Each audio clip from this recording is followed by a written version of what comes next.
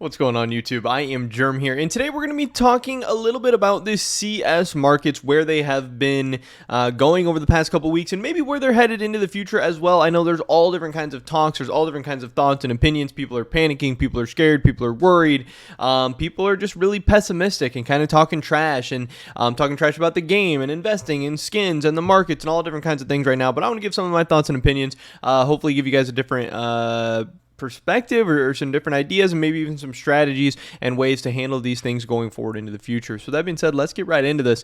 We're going to be going through a couple different tweets, looking at some different charts, graphs, stuff like that. But Price Empire, they said, don't freak out about mid to high tier skin prices going down. I'm certain that some people are panic selling their skins. However, we are all well aware that Valve made mistakes with CS2 release, but as you can see, they've been working hard to improve the game with numerous updates a week. As time goes on, we understand that Valve rushed the CS2 update before the game was fully prepared. That's why it will take a while to see significant improvements in player statistics and popularity. The key point here is that as the game gets fixed and new content such as operations is introduced to attract a larger player base, those skins will most likely bounce back up. Now obviously there they say most likely. We have no idea what's going to happen, but I at least like that viewpoint. I at least like that there are some people around here trying to spread some positivity or at least optimism when there's so much negativity and stuff going on. Now they showed here a bunch of really mid to high tier items: Butterfly Knife Fade, Op Dragon Lore, Butterfly Marble Fade, Gungnir, Pandora's Box, Desert Eagle Blaze, Sports Club Vice, Blue Phosphor, Asimov,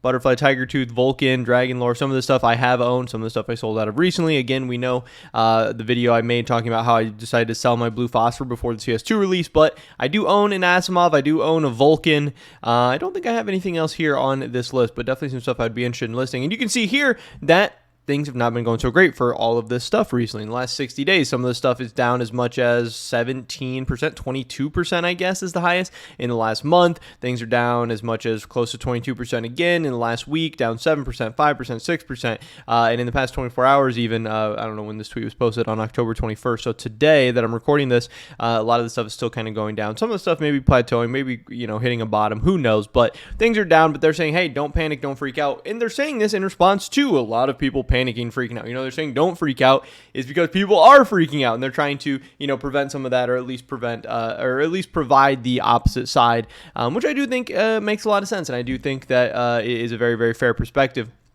We had Alchemist, this is a big guy in the kind of trading scene, investing scene, whatever. He buys a lot of skins. He has a big inventory. He said, my play skins are down 15% in the last 2 weeks. Anyone else down bad? XD, let's be in pain together. Show me your 2-week graph. And then, this is his, over the last 2 weeks. Just down, a lot of pain. Price Empire, they show their community portfolio that is just getting crushed, even though I don't think the community stuff picked all that great of things.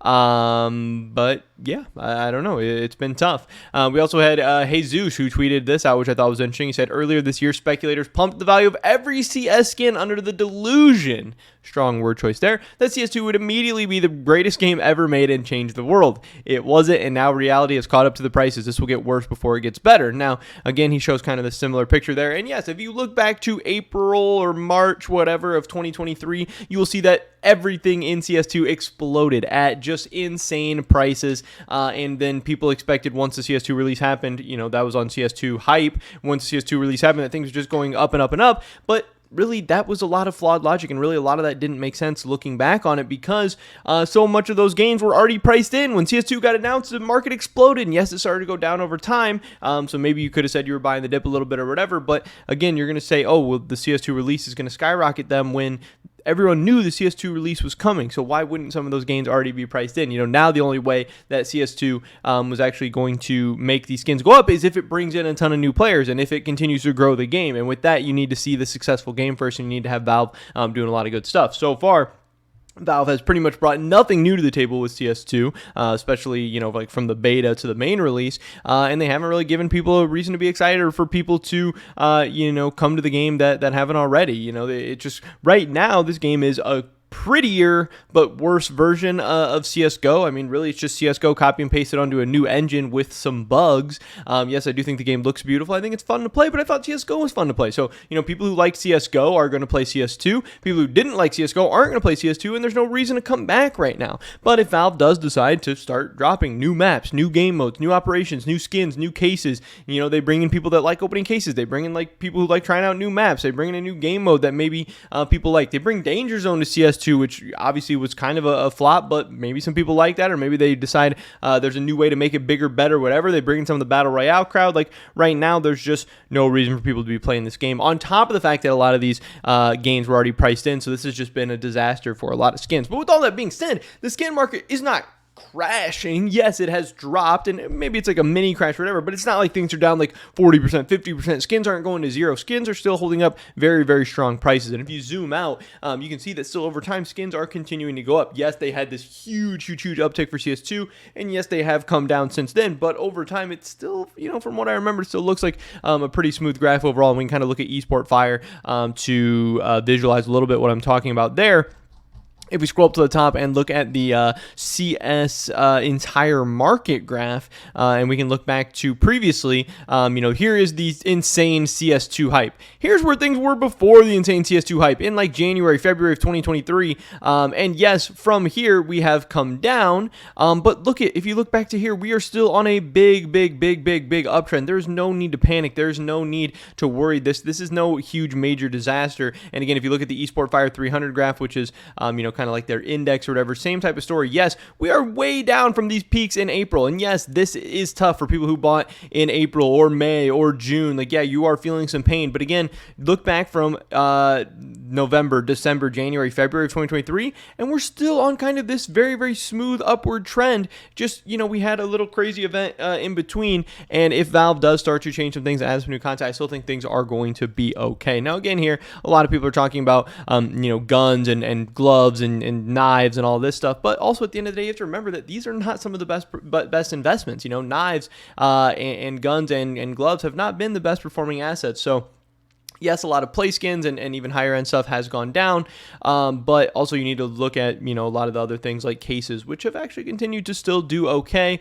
You need to look at things like stickers, which have been very, very volatile with Paris, Stockholm, Antwerp, stuff like that. But you also have things like agents that have actually been doing quite well. So while yes, the play skins and maybe the flashier, sexier sides of the market haven't been doing so well lately, there are still parts of the markets that have been performing okay, and you just need to keep in mind what kind of assets you are wanting to be in. And yes, skins are going to be volatile. Skins are going to be very, very up and down. And when an operation or a new case or new skins or whatever does come out, a lot of these things are probably going to fall even further. But in the long run, I think it'll be an overall great benefit for them. I also wanted to go over this tweet from X Mercy, who said the bomb has been planted and only Valve can defuse it. Again, he says a lot of the things that people have said on some other posts. I know he's like, oh, don't make videos about my tweets, but he literally just makes like very, very surface level pointing things out like that. So I want to talk about this real quick. Skin prices are only going down. Why? Here's an update. He says in the last 3 weeks, I mentioned that Valve is probably following the slow and steady path of CS2. Now it's even more clear they seem to be indeed following that approach. There's still a lot of issues and optimizations to be made, and they are slowly being updated. The problem now is that the longer it takes to fix some crucial issues, the more disappointing the community gets. That's for sure. And like with not majors, but with events and tournaments and stuff going on, if people see glitches and weird things happening, like that's turning it off to potentially thousands of people, tens of thousands, 100,000 people, whatever. So you need to be careful about some of that stuff as well. They really need to get it figured out before Copenhagen. This just leads to more anxiety and frustration, not only from players, but especially people that hold and care for their skin's value. And yeah, there's just so much negativity. Streamers are being negative, content creators are being negative, people on Twitter, Reddit, everywhere. And I'm sure that's scaring away some new players as well. And it's also scaring away some players who used to play from returning. If they hear that the game's trash, why would they come back? So eventually investors that are currently hoarding a ton of skins start giving up and cashing out or selling part of their inventory. But not only investors, a lot of casual players are also leaving. On top of that, skins are changing weekly. That is a big thing because obviously with risk, risk is going to hurt value. If you don't even know what your skins are going to look like the next week, or if they're going to nerf or buff or whatever, that's going to hurt the value a little bit. And as soon as things get solidified, then you have a chance to really start to run up. Item designs are extremely unstable. Nobody knows when or if they'll change things. I also think that's hurting, crafting. People want to talk about application rates of Paris and stuff like that, but when your craft could potentially change entirely from one week to the next, how do you even know what to craft? How do you know what looks good and what doesn't? Check Doppler, for example, completely changing from water to wine and from wine to water a few times. When will it stop? Nobody knows. That leads to a lot of insecurity and lack of confidence, which is definitely bad for markets. And to add even more sell pressure, the concurrent average player peak keeps going down. Less people playing is less demand for skins. Overall, that seems to be the trend until CS2 gets to good state, which, again, it depends if you're confident if Valve is going to get there or not. And if you believe in CS for the long term, which I think you should, because CS has shown insane resilience over the last 10, 15, 20 years, whatever. If you believe in CS for the long run, then you should continue to invest. Hey, every price drop is a chance for you to buy some stuff at a discount. If you do want to buy skins or knives or gloves or whatever, you have a chance to get some of this stuff on a 20% discount from the last couple months. But if you don't believe in CS in the long run, if you think CS2 is going to be a disaster, CS2 is going to suck, Valve has no idea what they're doing, then you shouldn't be invested in these markets in the first place. There's a million other better places to put your money. So again, if you believe in this stuff in the long term, hey, buy the dip. If you don't believe in this stuff in the long term, hey, why do you even have any items in the first place? So I don't know. I really think those are the only kind of two viewpoints that make sense to me.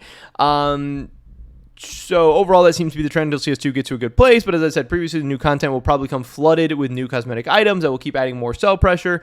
Choosing the right items or item picking, just like stock picking, is more important than ever before. So we'll have to wait and see what happens. But yeah, I don't know. Like I said, you need to take a look at how different item classes are performing. Again, I think cases are just a really, really safe, sound investment. So I've been buying some cases lately. I haven't been buying skins. I haven't been buying knives. I haven't been buying guns. And I have, I think made a good decision not doing that. As we can see, a lot of that stuff's been going down. Obviously, I'm invested in Paris, which is risky. I don't know how that's going to do, but I think it's been holding up okay. And like I said, if I did want to buy some of the stuff, I think it would be an awesome opportunity to buy the dip. And I might even start to consider buying some of these guns, some of these knives, some of these gloves at some pretty competitive prices. But I also want to buy stuff that I believe in the medium and long term, so I can buy stuff and set it and forget it, so I don't have to be checking the daily prices. Because again, if you are investing for the long term, what an item has done in the last month or 2 months or 2 weeks or whatever doesn't really matter. So while yes, this is a scary time, I'm still very, very confident in Valve. I'm confident in CS2. I wish they sorted these things out sooner, but better late than never. And if these things get sorted out, sometime in the next 6 months to a year, well, then 5 years from now, we won't remember that the CS2 release was a disaster. We'll just know